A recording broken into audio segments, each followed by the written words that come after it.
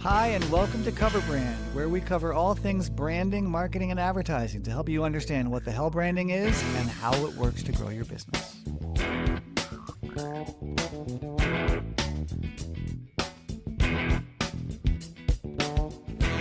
Welcome and welcome back to Cover Brand. I'm your host, Ethan H. Decker.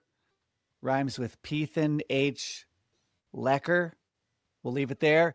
Today with me, we have, again, another special episode where Cover Brand covers On Brand with Jimmy Fallon. And my co-host today, of course, is Laura Dodds, demand generation leader, outstanding marketer, innovative brand builder, and the person I hope to be when I grow up. Hi, Laura. Ethan, I'm touched. That is so kind of you to say. Hi, how are you doing today? I'm doing well. This does, of course, entail the possibility that I might grow up someday. So there is A slim possibility, a slim chances at considerable that. barrier to me becoming you. Yeah. Mostly the growing up, but Yeah. makes sense. A couple other barriers too. How are you? I'm doing great. I'm so excited to talk about Sonic. Episode 5, episode 4. Episode 4. Yes, Sonic, not Sonic the Hedgehog, Sonic the Drive-Thru. Yes. All right. Not Sonic the Hedgehog. Yes. So let's talk about, jump right into it, the clients and the brief. Yes. So for most of the show, we had one brand advocate and then a guest brand advocate, Jim JT Taylor. Why don't you tell us a little bit about his background? He's a long-time marketing guy. He cut his teeth at Procter & Gamble, which is, of course, one of the folks I work with currently. Heard of it? You might, yeah. You know them by the products they make: Bounty, Charmin, Puffs, Pampers, Dawn, Ivory, Cascade. It goes on and on. But behind in the back, it says manufactured by Procter & Gamble, Cincinnati, Ohio. So he worked there for a while, and then he went to Darden and ran Red Lobster and Olive Garden, and then worked at Arby's for a good 9 years, which is part of Inspire Brands, as is Duncan, which was our episode 1 client. It's all connected. Yeah, I think there's some corporate deal making going on behind the scenes. I'm sure of it. But yes, JT's been a longtime restaurant guy and been at Inspire Brands for 12 or 14 years now. So another longstanding marketer. And then at his side was Mackenzie, and she was VP of Culinary and Menu Innovation at Sonic right up until the summer. In fact, a change of life for her, a new chapter perhaps. But she was fame. She's capitalizing on the on-brand fame. Yes, she resigned before it launched, but somehow she also had some backroom. She knew it was going to be huge. There's literally podcasts about it. Literally, there are literally podcasts about it. There are. And she was at Sonic for 17 years doing food innovation. Which takes us to the brief. I think this was a real bitch of a brief. This was a hard brief. It definitely was. And we'll see that in my 2 minutes to win it pitch later today. Mm-hmm. This one was really challenging. I wanted a lot more information. Yeah. But not only were they tasked with doing marketing, they were also tasked with product creation. Product innovation. Yeah. And music making. And a jingle, although I really don't think the jingle was actually as influential in the deciding factor. No, I would agree. I just think they wanted a new sort of, they didn't want to be the same, come up with a tagline, a campaign, tagline, a campaign. So you're saying that was driven more by the theatrics of the show or Jimmy himself than maybe what the clients really needed? Allegedly. Supposedly, Jimmy's in showbiz. Supposedly. But yeah, the brief was tough. The brief was come up with a new product because they think that their beverages are mostly just consumed during the summer, and they wanted a year-round beverage. He did say he wanted a viral hit, which I can't stand when a client asks for something viral. Just Make it make it go go viral. viral. Yeah, just make it go viral. That's like Uh, the put a bird on it of the marketing world. Just put a bird on it. And then, yes, and then a jingle as well. So yeah, product innovation, a marketing campaign, and a jingle. That's a lot to ask. In 2 hours, it needed to be a snack for your ears. Right. And a jingle that's an earworm. I will agree with Bose that if you've got a good jingle or if you've got a good sticky thing, sticky is one of my favorite words in marketing, it does actually keep the brand in mind between when you're buying or shopping for it or when you decide you're in the mood for a burger or a shake or something. And then maybe that jingle comes to mind. Now, one thing that sort of they didn't really say in the brief, but we found out was really important to the client through the pitches was promoting their coffee. So the drinks that promoted the coffee were the ones that did the best because that is something that you might drink year round. Yeah. Versus, a slushy or something like that. So I can understand why that happened, but it wasn't in the brief. No. In fact, I give credit for that to Bianca. 100%. She 100%. Over the course of the series, she has continually shown, and maybe they've continually shown her, because you don't know about the others, to do some actual research on the damn company, the damn product. I think they do get a little more time. They get a little more advance notice. So they know what they're walking into. Nonetheless, she knew that coffee was a thing that they were pushing, that they were featuring, that they were promoting. You did hear the client say, yeah, we've spent a lot of time trying to make a good quality coffee. So it's nice that you are promoting our coffee and your idea. So I give her credit for that. And then I think that Sabrina just decided, oh, well, they want us to do coffee, which wasn't exactly right. I think Sabrina just decided, let's close the gap between me and Bianca by I'll also do coffee. But we'll get to that later. Yes, you're jumping ahead. Normally I do that, but now you're doing it. Come on. It's my turn. Well, again, when I grow up, I will be like you and I will give all the spoilers. Whoa! Shots fired. All right. So, really, there wasn't much innovation between the first round and the second round. They were given a little bit of feedback, but there wasn't an additional piece they had to create, unlike last time. What did you think of the first round pitches?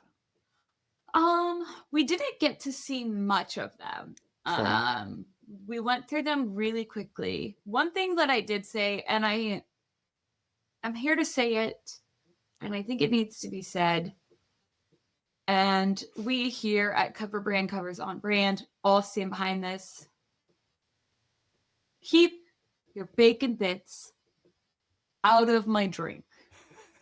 That is disgusting. Yeah. Now, I've been a vegetarian for almost 14 years.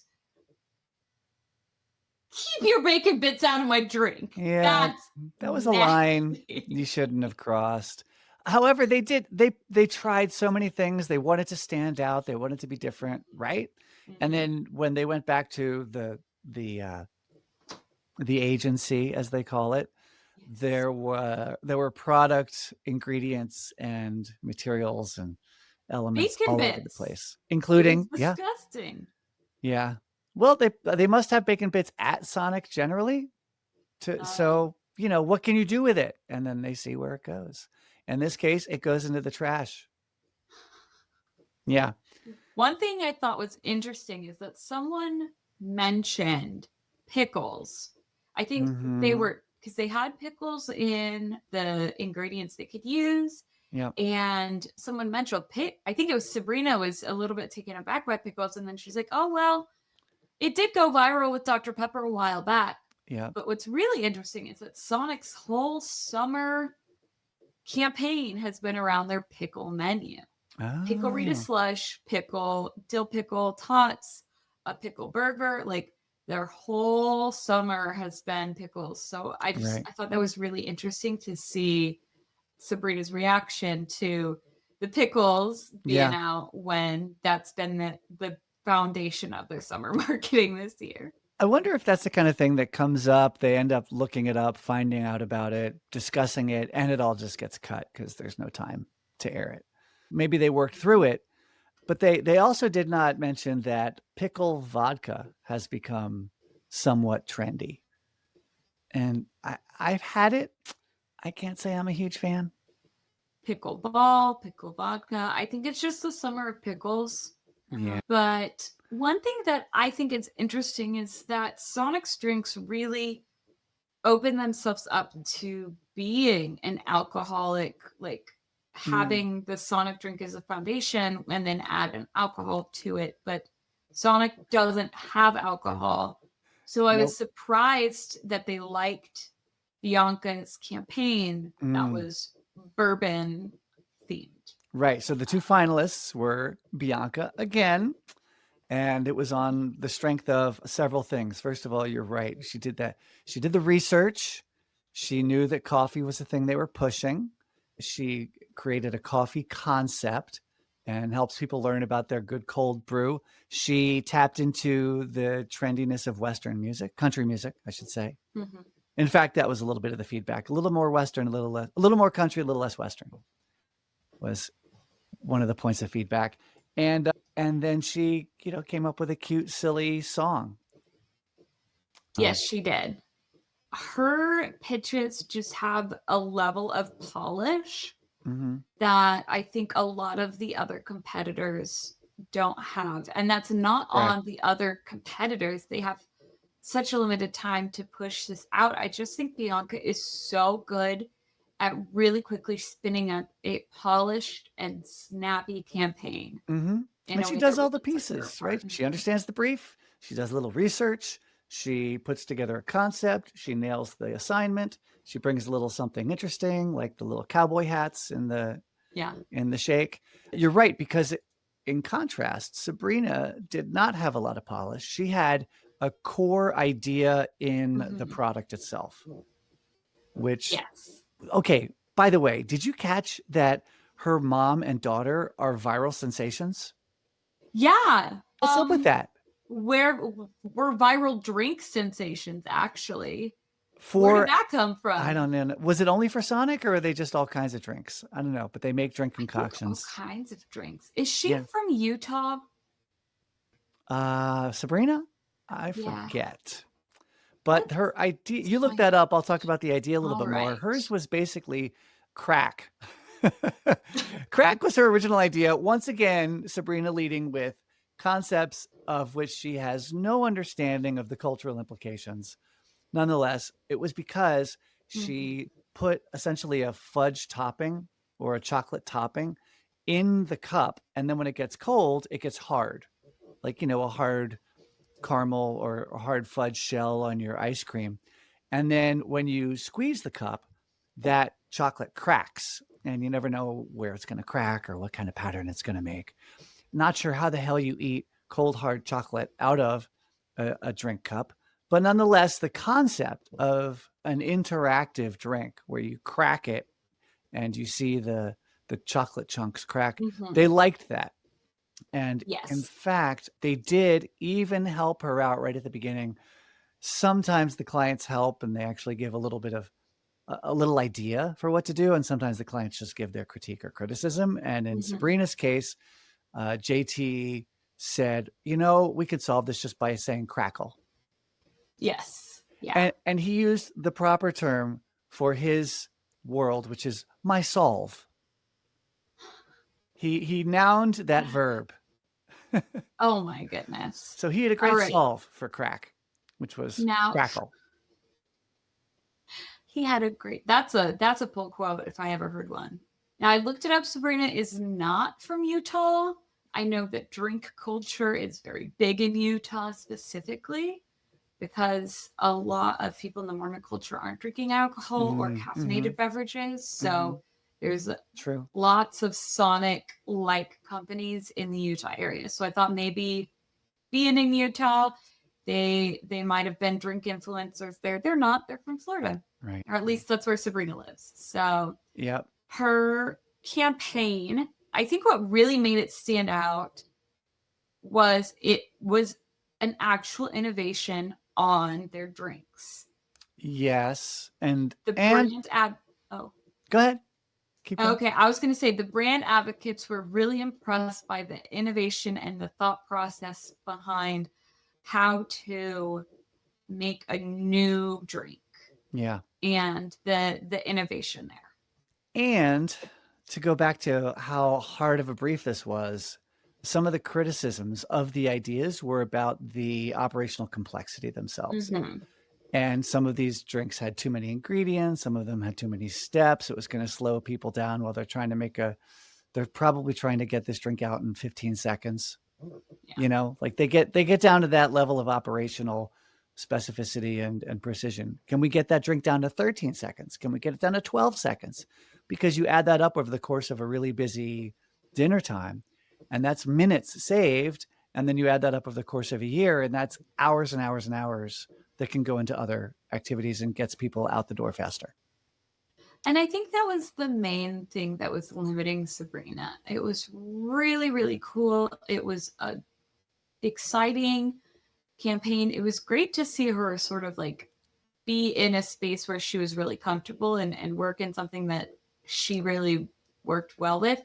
But I just kept wondering, how can they operationally put the chocolate on and like freeze it on the cups? That's a lot of extra steps for Sonic. And also, let's say you pre-make them in the morning. Right. You put them in the freezer. Okay, that's taking up a lot of room. And then if you run out of the frozen cups, what you're going to say, oh, we don't have the crackles for you. Yeah. That one, I think that was the key thing that really hurt her, was the like legitimate, like, can we actually put this into production? Yeah. That brings up a great point about branding and marketing and business in general, which is you might have a killer idea, but it's impossible to execute. And I saw that all the time in advertising when ad agencies, especially people who had not spent a lot of time in shopper marketing, where I spent a lot of time in retail and grocery and Walmart, would come up with ideas for the staff of grocery stores. And anyone who spent time doing shopper marketing realized you can't get the staff of grocery stores to participate in a brand campaign of any type. Yeah. It's logistically a nightmare, and it's dumb. So truthfully, you've got these two major pieces of successful business. One is the innovation, the spark, the idea. For Apple, it's Johnny Ive, that British designer in the black t-shirt who designed the aluminium chassis of the iPhone. He actually, I think, designed iPhone and iPad and was on the ground floor of all the Air books and stuff. And he's a genius of design. On the other hand, Apple consistently ranks top 3 in the world for supply chain. Not for innovation, for supply chain. Because operationally, they have to spit out, I don't know what, 500,000 iPhones a day or something. That's crazy. I'm probably way off with my numbers. But nonetheless, it could be 3 million iPhones a day. They have to manufacture so many of these damn things. Mm-hmm. And with the precision and the exactitude and without errors and flaws, because do you remember a couple of years ago when there was one model of Samsung phones that would blow up or catch fire? Yes. Right? That's not good. That's not good because you're going to bring them all back.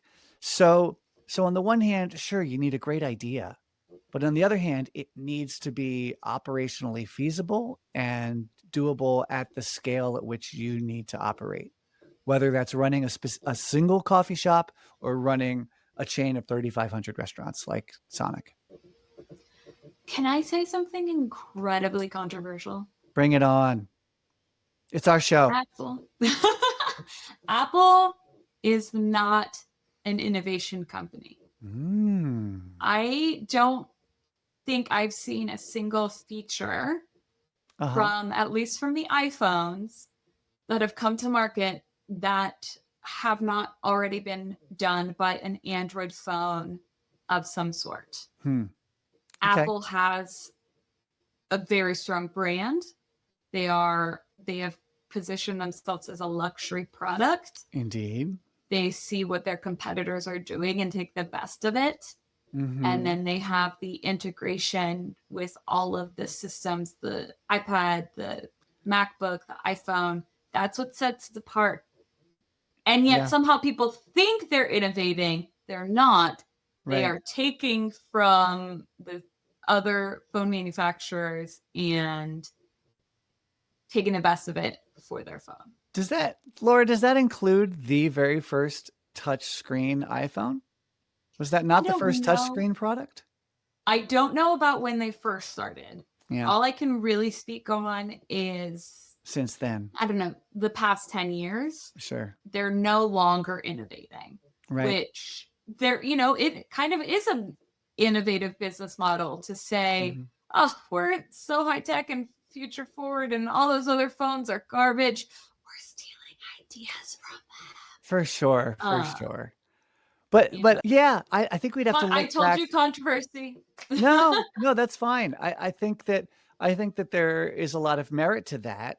A lot of the technology that Apple finds is already out and about.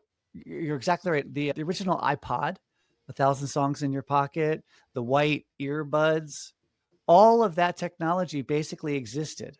They were certainly not the first MP3 player on the market, not by a long shot. Maybe the scroll wheel that was the navigational tool on the iPod was a little bit innovative. And then the beautiful design with the aluminum and all that stuff. Yeah, but very sleek. But you are absolutely right that, first of all, a lot of companies, including big ones, are fast followers. You do not have to be the first to market to be the winner. Google was not the first search engine. I don't know if you remember Alta Vista or Lycos or Ask Jeeves. These are some old school search engines. Remember is a tenuous word here. Netscape Navigator. So yes, a lot of companies are not the innovators, but they are quick to jump on something, adopt it, incorporate it. And to Apple's credit, just like you said, bring it into an ecosystem where it all works together, for fuck's sake. Yeah. Because that was the huge divide between Mac and PC, was you had to cobble together all your own solutions with a PC, and half the time things wouldn't talk to each other unless you got the right drivers installed. And with Mac, the software and the interoperability are a huge piece of why the hardware sells. Yeah. Definitely. Okay, should we talk about milkshakes again? Sonic beverages? Yeah, I guess. Back to we're done with the controversy. Nobody at me. Just kidding, you could totally at me. I think some internet beef would be great for my brand. Speaking of beef, let's get back to the show. Did you notice, what did you think of when Jimmy told Bianca that Sabrina was going to also do a coffee idea, like stole her idea? That was a little weird. I didn't like it. But what I was going to say is that I really liked how Sabrina approached the second part. She said, this is the feedback that was not only given to me, but to all of my competitors, specifically Bianca, and I'm going to incorporate all of that feedback. So pivoting from a soda to a coffee drink, you could say she stole the idea from Bianca or whatever, but really she was listening to everything the client said. And then she paired that with competitor research. She said, I know how Bianca is going to approach this final pitch off, and I want to be ready with the statistics and the information so that I can combat that. I want to play her game. And I was blown away. So great. I'm so glad Sabrina did that because, yes, she knew that Bianca had done some research. She wanted to do her own research for the pitch battle, in which case, in this case, her research included how popular is bourbon for a flavor in coffee, how popular is country music versus pop music. This is where Raj helped out a little bit, got his moment of glory. And one song glory. And yes, she was ready to also not just fight Bianca, but as you said, eliminate Bianca's advantages by, stealing her idea, which is another thing that happens in the market all the time. Bill Gates himself said something like intellectual property is an advantage that lasts about as long as a banana, ages about as long as a banana, because the second you do something, everyone copies it. Yeah. When We were you just talking about that with Apple. Exactly. And when someone has a touch screen, everyone has a touch screen. When someone has an app store, everyone has an app store. You see it. One of my favorites is like cordless drills, as an example, because Mhm. it's a thing, and it's kind of small, and you think there aren't that many innovations, or if there's one, maybe a brand is so different because of it. Like you get a Milwaukee drill because it has something that the DeWalt drill doesn't have. But honestly, once the Milwaukee drill has a magnet on the front of the handle to hold the screws and metal, the DeWalt drill gets a magnet on the front. Once Milwaukee has a little flashlight that lights up while you're drilling in those tight, dark spaces in the crawl space, then DeWalt adds a flashlight. So the features do get copied really, really quickly.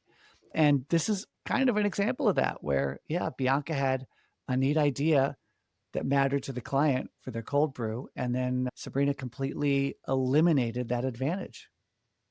Now, Smart. I'm a Ryobi girl myself. Okay. I like I think a lot of them have this. It's just that's what I got my first drill was a Ryobi, and I liked the interchangeable battery system that they have. Yes.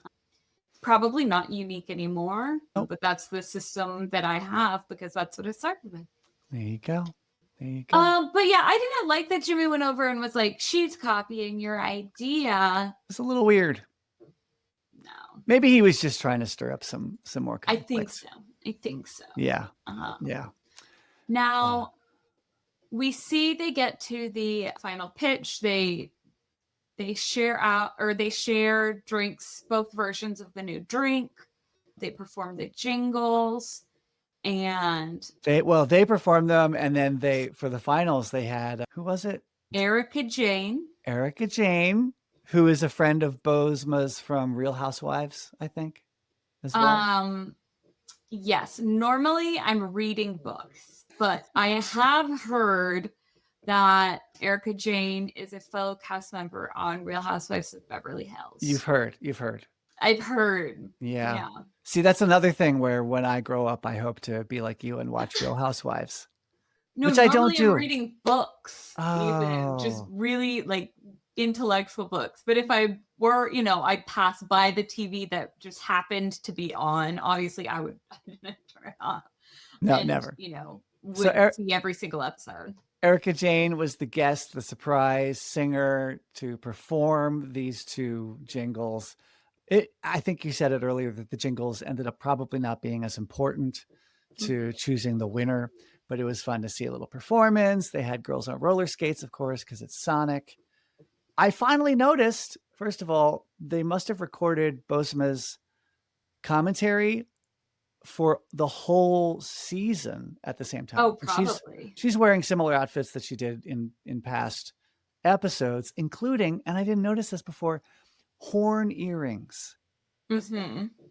Huge horn earrings. Speaking of fashion, did you notice the shoe good. game? The shoe game. No, I this episode? didn't. Oh, we had a lot of good footwear going on. We had, let's see, Mackenzie, who was the VP of Culinary and Menu Innovation. She had her green Sambas, Adidas Sambas. I did notice the sneakers with Those the were shelf cute. whites. Yep.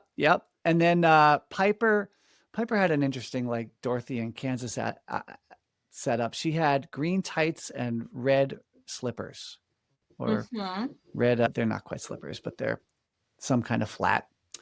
And then let's see, Bianca, when she pitched, she was wearing stiletto cowboy boots, which are kind of cool. Yep. So that was fun as well. And then let's see, Jimmy had his loafers with white socks. So there's that with the hot. I know it was very prep boy. And even JT had some nice shoes. He had some lovely brown Chelseas, which I wonder if they're Alden or Alan Edmonds. They looked really nice. I think he was wearing some really nice shoes, despite the zip tee sweater under the jacket. It was a little funky. The button-up quarter zip suit jacket ensemble. Yeah. You know what? He's It made him seem fun. He's got his look. And Seemed like a he had fun colorful guy. glasses. I don't understand people who like to wear certain colors in a really strong way. That's just weird. I don't know what that's all about. It's so weird. Okay, and then we had a winner. And the winner was Bianca. She finally won one. I'm very excited for her. Yes. They chose her probably because hers was more of a beverage than a dessert.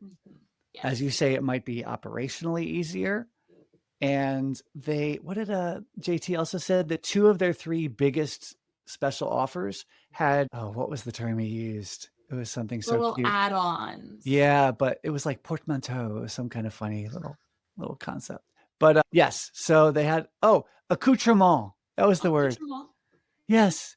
It was the Shark Week slush with the little shark gummy, and then the blackout slush during the eclipse with the eclipse glasses.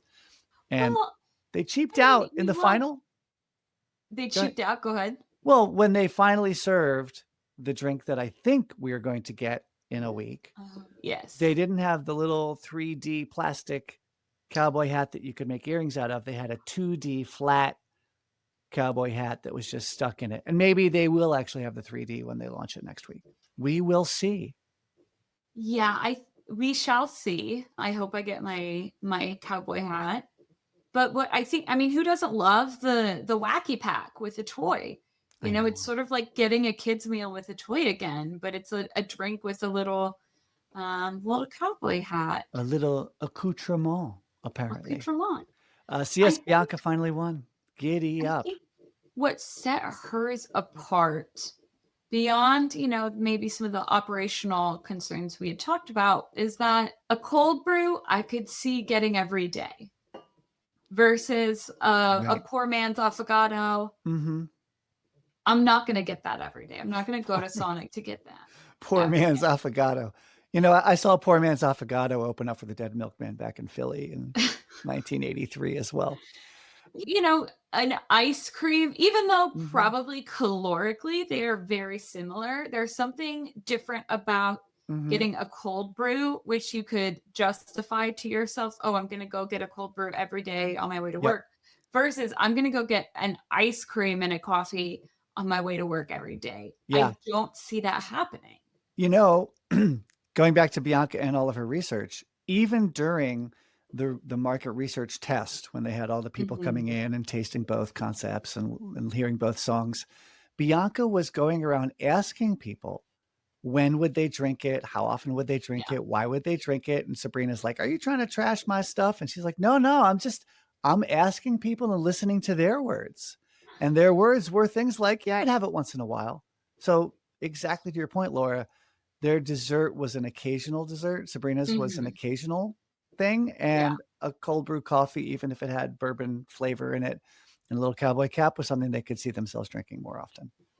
Drinking more often. And one thing that I did notice about this client is that they said they sell 700 million drinks every year. Yeah. And the goal is to sell 1 million of whatever these drinks are within the next year. So they wanted to sell they wanted something that people are going to be purchasing more frequently. Yep. And maybe replacing their Starbucks run with a quick Sonic run. Correct. And so that, I think, is what really put Bianca over the edge, was the repeat buying chances for this drink versus Sabrina's. Yes. And then when it comes to restaurants, a big piece of the restaurant business, talking brand science, is footfall or traffic or visits. So restaurants really want people to come in. They want people to come in again and again. They want people to swing by or think they can swing by and get something there. You'll never get full, complete loyalty. People won't just eat at Sonic. That's a pipe dream. But the way to grow, and in restaurants, the big metric is called same store sales. So how much are you selling per store, per week, or per year? And to sell more in a store, you have to have more people coming in. Quite simply, it's really hard to get me to buy 6 coffees a day and 12 burgers a day at Sonic would just be a little bit of a stretch. 9 burgers is about the max I can do. So It's yeah, good that you have like healthy boundaries and a good understanding of what you're looking for. healthy I think boundaries is actually my Instagram account. it's maybe one you could follow. Okay. So yeah, Uh, footfall, traffic, getting people in, increasing same store sales, and maybe selling more coffee more regularly to more people. Although now that I've said it out loud, the original pitch was that they wanted a viral drink, Mm-hmm. but then they also said they wanted it to do 1 million units. And Yeah. I don't know that the two of those are in cohesion with each other because I imagine there's Yeah. sort of different types of drink. There's a trendy eclipse drink that's going to bring someone back into the fold that hasn't been there and oh, I got to check this out. It's limited time. And Mm-hmm. then there's something that's going to be longer lasting on the menu. Mm-hmm. And so asking for a drink that will both sell 1 million units and a drink that's going to go viral Yeah. is a bit of a challenge. I Yep. think they're kind of in conflict with each other. They can be, or you just it's one of those where you just have to find the perfect magical combo. For instance, Travis Scott's meal deal at McDonald's was insanely viral. Mm-hmm. So was who's the girl that does all the TikTok dances with the brown hair, and then she got a reality TV show with her sister, Charlie D'Amelio. Charlie D'Amelio. She got a special Dunkin' drink, the Charlie. Duncan. I've heard Yeah, of him. yeah, a little bit. And so that was a viral hit because it was Charlie Mm-hmm. and she is super, super trending at the time. But then you'd have to make the actual drink something, like you said, that you'd come back for regularly and that works in the seasonality you want. And in this case, yeah, coming up with a viral hit for the other 3 seasons, not summer, is a big ask Because the thing about to noun another verb. virality is not going to last forever. It's not going to No. last a year. I just heard from my nephew that 6-7 is over. It's out. It's done. It's lame. You know? Yeah. So these things, they come and go so quickly. Yeah. Only Virality, only 1% of the population gets like, long COVID. So maybe only 1% gets long 6-7. long 6-7. Oh dear. They'll be talking about Uh, 6-7 next year, and everyone's like, God, duh, that's done. That's so over. it's so over. So What we did had you think about the fact that this episode aired on the 9th of October and the drink is not going to be available in Sonic stores until the 20th of October? I don't think that timing's ideal, but it's tough. Timing, and especially timing with operational issues and scheduling and flighting issues. Who knows when Peacock/NBC finalized their broadcast schedule, and who knows Fair. when Sonic could finalize their launch date to actually get this thing out in market, because they got to update every damn menu. Yeah.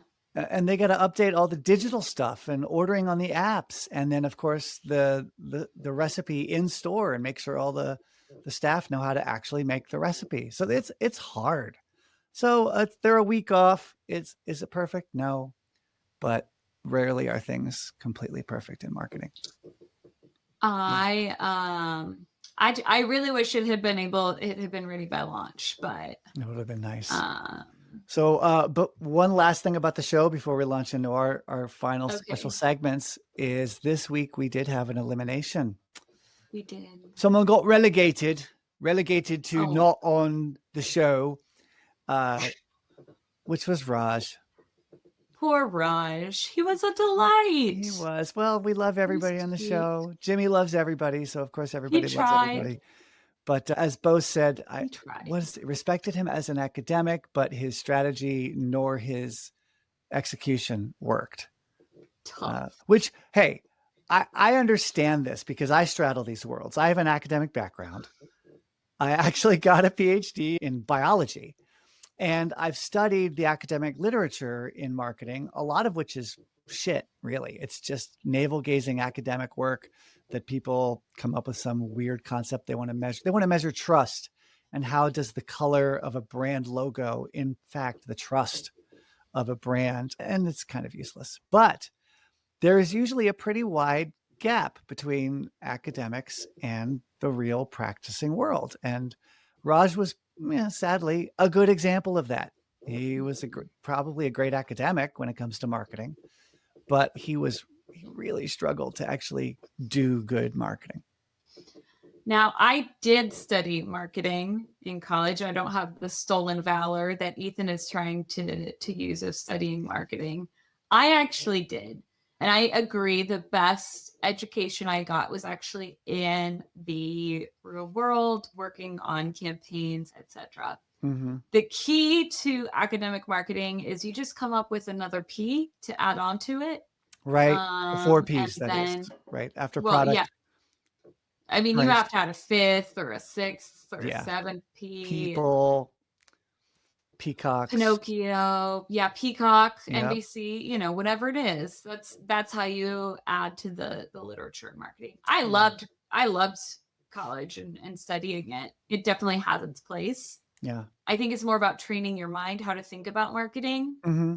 And then when you go into the real world, that's when you actually learn all of the specifics. So there are some debates in the world of marketing and advertising and marketing academia about which side really is stronger. There are some people who, like Mark Ritson, actually studied marketing and they're a student of the real marketing literature. And they say that people who have no training are, well, in his words, fucking idiots. And that can be true. And on the flip side, I think the other argument is true, that a lot of people in the real world look at academic marketers and think they don't know what the hell they're doing either. They live in an ivory tower. They don't understand the real world.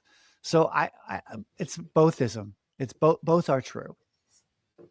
Yeah. My issue always came into, especially because I started in digital, it always came to the point of by the time something is published and accepted in an academic circle, it's outdated, Yeah. And of course, I was that annoying person in class. I was like, actually, there's 5 different ways you can bid on keywords now Right. instead of the 4 that somebody wrote and printed in a book. And by the time it's published, that's wrong. Yep. So you have to figure out how to straddle that line of like learning and understanding from the people that came before you, but also staying up to date because things are changing so rapidly. Yeah. Yeah. So problems on both sides. Challenges for the All right. people who don't know the fundamental science, which is what I do a lot of, is teach the actual fundamental science. And then problems with people who have their head in the clouds and don't understand what the real world is like and don't stay up to date. My honorable mention of the week. You're Mm-hmm. not going to believe it. Bring it on. It is once again Miss Lauren. I liked that she included a TikTok dance. She had the ring light and a phone as part of her pitch, and she had a Mm-hmm. little dance to go along with her jingle, Mm. really tapping into that virality of it all. And something the clients stated they wanted. So I like that she thought about executing that. And here's the dance that we would want to go along with this jingle. Yeah. Hers was like the glow, right? The sonic glow or The glow up. sonic glow. Yeah. Yeah. That was nice. That was a good one. All right, and now it's time to award the one and only official Ethan Decker Award for Premium Stickiness of the Week, awarded to the campaign that we'll continue to think about until, at the very least, tomorrow, maybe even the next day.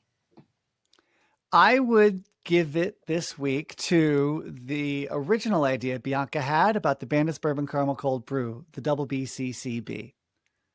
I think there was some fun stickiness to all those letters being jumbled up, and you can imagine people messing it up and how that would be fun.